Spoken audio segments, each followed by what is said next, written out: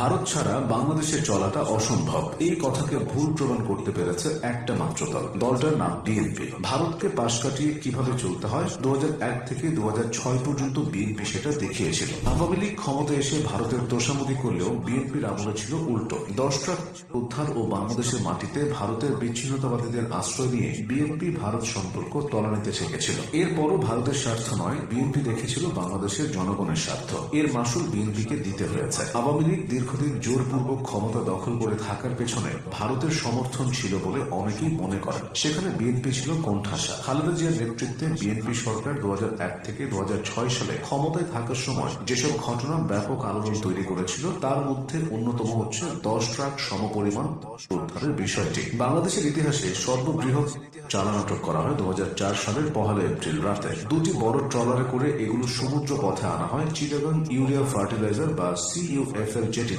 এগুলো উদ্ধারের আগে থেকে বিএনপি সরকারের সাথে ভারতের সম্পর্ক খুব একটা ভালো যাচ্ছিল না। এর মূলে ছিল নিরাপত্তা ইস্যু। ভারত তাদের উত্তর পূর্বাঞ্চলের 7টি রাজ্যের নিরাপত্তা নিয়ে বেশ চিন্তিত ছিল। ভারতের অভিযোগ ছিল দেশটির উত্তর পূর্বাঞ্চলের বিদ্রোহী গোষ্ঠীগুলোকে মদত দিচ্ছে বিএনপি সরকার। এমন অবস্থায় 10 ট্রাক ধরা পড়ে। সেগুলো বিচ্ছিন্নতাবাদীদের হাতে গেলে ভারতের জন্য আরো আশঙ্কার কারণ হতো। সীমান্তে ভারতের দাদাগিরি সবসময় এদেশের মানুষের ক্ষোভের কারণ হয়েছে। তবে বিএনপি আমলে ভারতকে ছেড়ে কথা বলেনি বাংলাদেশ। বিএনপির সময় সীমান্তে বিএসএফ এতটা দানব হয়ে উঠতে পারেনি। বিএনপি সরকারের সে আমলে তৎকালীন বিজিআর এর কাছে বিএসএফ নানাভাবে কোণঠাসা